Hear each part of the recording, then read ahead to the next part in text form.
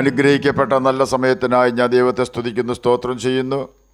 ദൈവവചനം ശ്രവിച്ചുകൊണ്ടിരിക്കുന്ന എല്ലാ ദൈവമക്കൾക്കും വീണ്ടും വരാമെന്ന് അരുളി ചെയ്തവനായ കർത്താവായ യേശു ക്രിസ്തുവിൻ്റെ ധന്യനാമത്തിൽ ഞാൻ എൻ്റെ സ്നേഹവന്ദനം അറിയിക്കുന്നു. ഇന്നത്തെ അല്പസമയത്തെ ചിന്തയ്ക്കായി മത്തായി എഴുതിയ സുവിശേഷം 6-ാം അധ്യായം 26, 27, 33 വാക്യങ്ങൾ നമുക്ക് വായിക്കാം. ആകാശത്തിലെ പറവകളെ നോക്കുവിൻ, അവ വിതയ്ക്കുന്നില്ല, കൊയ്യുന്നില്ല, കളപ്പുരയിൽ കൂട്ടി വയ്ക്കുന്നതുമില്ല, എങ്കിലും സ്വർഗസ്ഥനായ നിങ്ങളുടെ പിതാവ് അവയെ പുലർത്തുന്നു. അവയേക്കാൾ നിങ്ങൾ ഏറ്റവും വിശേഷത ഉള്ളവരല്ലയോ? വിചാരപ്പെടുന്നതിനാൽ തൻ്റെ നീളത്തോടൊരു മൂടം കൂട്ടുവാൻ നിങ്ങളിൽ ആർക്ക് കഴിയും?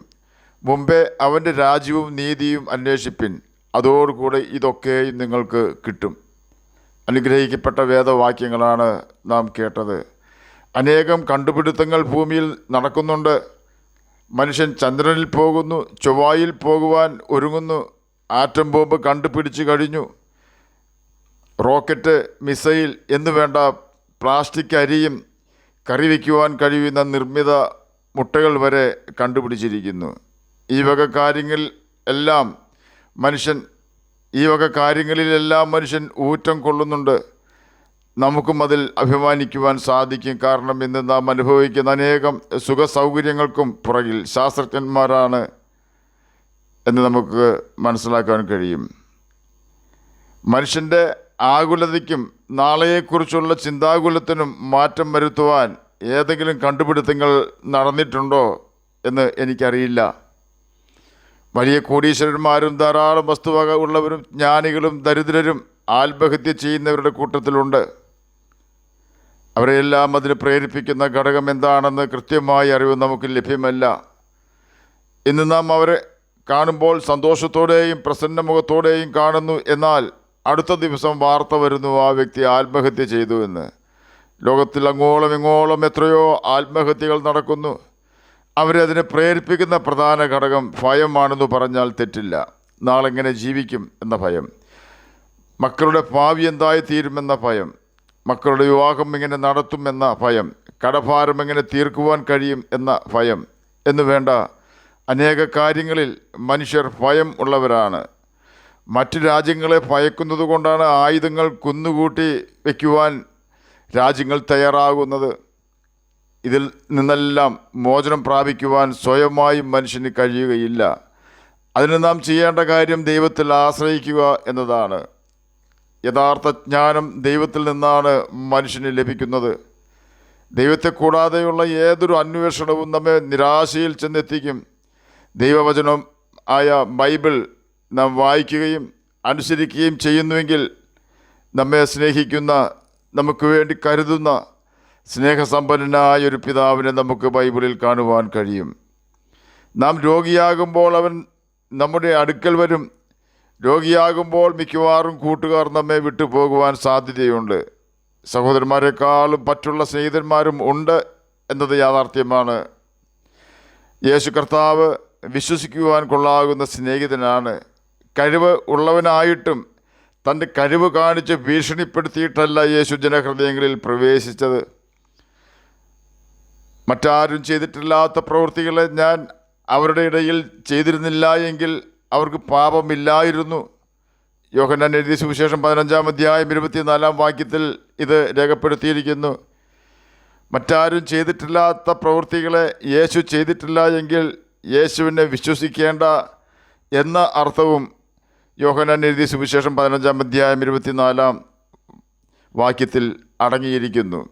നാം പ്രതിസന്ധിയിലാകുമ്പോൾ എല്ലാവരും നമ്മെ വിട്ടുപോകും.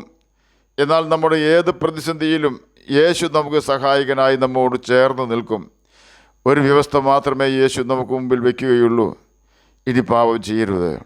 ഇപ്രകാരം സ്നേഹിക്കുകയും മനുഷ്യൻ്റെ ഹൃദയ മിടിപ്പ് കൃത്യമായി പരിശോധിക്കുവാൻ സാധിക്കുകയും ചെയ്യുന്നവനായ യേശു പറയുകയാണ്, അവയേക്കാൾ നിങ്ങൾ ഏറ്റവും വിശേഷത ഉള്ളവരല്ലയോ എന്ന്. മത്തായി എഴുതിയ സുവിശേഷം 6-ാം അധ്യായം 26-ാം വാക്യത്തിൻ്റെ അവസാന ഭാഗത്താണ് ഇത് രേഖപ്പെടുത്തിയിരിക്കുന്നത്. ഈ വാക്കുകൾ പറയുന്നതിന് മുമ്പേ മത്തായി എഴുതിയ സുവിശേഷം 6-ാം അധ്യായം 26-ാം വാക്യത്തിൻ്റെ ആദ്യ ഭാഗത്ത് ഇപ്രകാരം രേഖപ്പെടുത്തിയിരിക്കുന്നു: ആകാശത്തിലെ പറവകളെ നോക്കുവിൻ, അവ വിതയ്ക്കുന്നില്ല, കൊയ്യുന്നില്ല, കളപ്പുരയിൽ കൂട്ടി വയ്ക്കുന്നതുമില്ല, എങ്കിലും സ്വർഗസ്ഥനായ നിങ്ങളുടെ പിതാവ് അവയെ പുലർത്തുന്നു. തുടർന്നാണ് യേശു പറയുന്നത്, അവയേക്കാൾ നിങ്ങൾ ഏറ്റവും വിശേഷത ഉള്ളവരല്ലയോ. വിശേഷത എന്ന വാക്ക് ഇംഗ്ലീഷിൽ എഴുതിയിരിക്കുന്നത് വാല്യുവബിൾ എന്നാണ്. ഇതിൻ്റെ അർത്ഥം ഏറ്റവും വിലയേറിയത്, അമൂല്യം, അരുമയായത് എന്നെല്ലാമാണ്. കോടാനുകോടി രൂപയുടെ ഭൂസ്വത്തും സ്വർണശേഖരവും സമ്പത്തും നമുക്കുണ്ടെങ്കിലും നമ്മുടെ ഒരു കൊച്ചു കുഞ്ഞിന് ഒരു അസുഖമുണ്ടായാൽ നമ്മുടെ സകല സമ്പത്തും നഷ്ടപ്പെടുത്തിയും നാം ആ കുഞ്ഞിനെ ചികിത്സിച്ച് ഭേദമാക്കുവാൻ ശ്രമിക്കും. കാരണം നമുക്ക് എത്ര സ്വർണമുണ്ടായാലും അതൊന്നും നമുക്ക് നമ്മുടെ കുഞ്ഞിനേക്കാളും വിലമതിച്ചതല്ല. തന്നെയുമല്ല, നമ്മുടെ സമ്പത്തിന് ജീവനില്ലാത്തതിനാൽ അതൊന്നും നമ്മുടെ അരുമയല്ല. എന്നാൽ നമ്മുടെ കുഞ്ഞപ്രകാരമല്ല. ആ കുഞ്ഞ് നമുക്ക് അരുമയാണ്. ദോഷികളായി നാം നമ്മുടെ കുഞ്ഞിനെ അപ്രകാരം അരുമയായി ഏറ്റവും വിലയേറിയതായി കാണുന്നുണ്ടെങ്കിൽ, നമ്മെ സ്നേഹിച്ച് നമുക്ക് വേണ്ടി തന്നെ ഏൽപ്പിച്ചു കൊടുത്ത നമ്മുടെ കർത്താവായ യേശു ക്രിസ്തു നമ്മെ എത്രയധികം അരുമയായി കാണുമെന്ന് നാം ചിന്തിക്കുകയാണ്. എന്നെ കേൾക്കുന്ന പ്രിയ ദൈവമകനെ, ദൈവമകളെ, ദൈവത്തിൻ്റെ വിലയേറിയവരും മാന്യരുമാണ് നാം. നമ്മെ ഓർക്കുമ്പോഴെല്ലാം, നിന്നെ ഓർക്കുമ്പോഴെല്ലാം എൻ്റെ ഹൃദയത്തിൽ സ്ഥായി തോന്നുന്നു എന്നാണ് എഫ്രൈമിനെ കുറിച്ച് യഹോവ അരുളി ചെയ്തത്. എഫ്രൈമിനെ കുറിച്ച് മാത്രമല്ല, നമ്മെ ഓർക്കുമ്പോഴും യേശുവിന് കരുണ തോന്നും. കാരണം യേശുവിൻ്റെ രക്തത്തിൻ്റെ വിലകളാണ് നാം ഓരോരുത്തരും.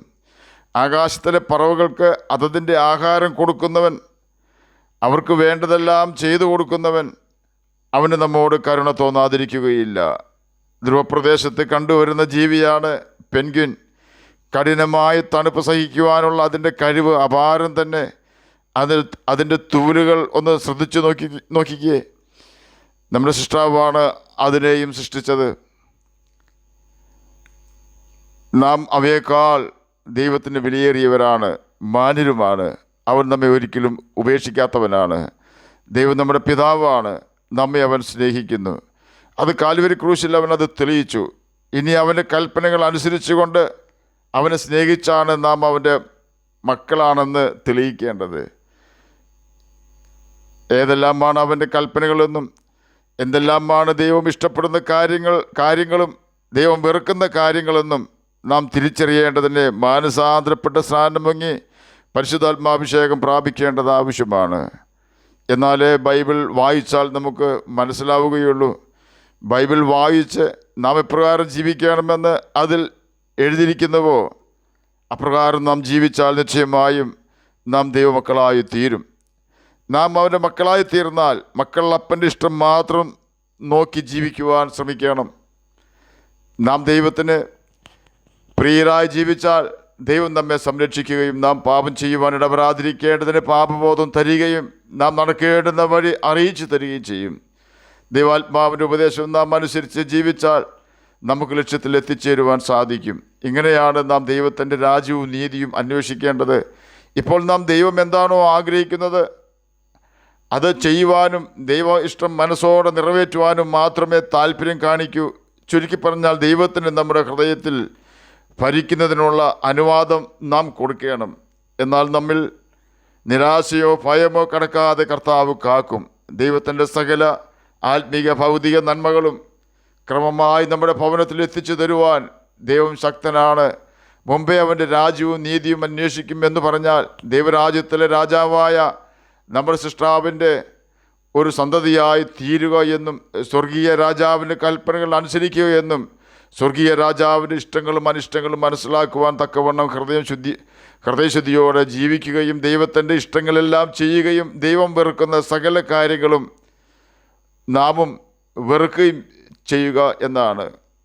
നാം അപ്രകാരം ജീവിച്ചാൽ യേശു നമ്മുടെ ഹൃദയത്തിൽ അവൻ്റെ സിംഹാസനം വയ്ക്കുകയും നമ്മുടെ ഹൃദയം സമാധാനത്താൽ നിറയുകയും നമ്മെ നിരാശപ്പെടുത്തുന്ന സാത്താനും അവൻ്റെ ദൂതന്മാരും നമ്മെ വിട്ട് പോവുകയും അതിനോടൊപ്പം സാത്താൻ്റെ ആയുധപ്പുരയിലെ ശക്തമായ ആയുധങ്ങളായ ചിന്താകുലവും വ്യതയും നമ്മിൽ നിന്നും അപ്രത്യക്ഷമാവുകയും ചെയ്യും എന്നതിന് സംശയമില്ല.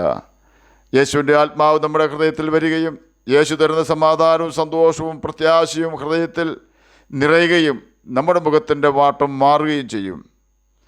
ആകയാൽ എന്നെ കേൾക്കുന്ന ദൈവമകനെ, ദൈവമകളെ, ഒന്നിനെക്കുറിച്ചും വിചാരപ്പെടേണ്ട എന്ന നമ്മുടെ കർത്താവിൻ്റെ കൽപ്പന നമുക്ക് അനുസരിക്കാം. ദൈവത്തിൻ്റെ രാജ്യത്തിലെ ഒരു അംഗമായി നമുക്ക് തീരാം. അവൻ്റെ കൽപ്പനകൾ പ്രമാണിച്ചുകൊണ്ട് ദൈവസമാധാനത്തിലും സന്തോഷത്തിലും നമുക്ക് ജീവിക്കാം.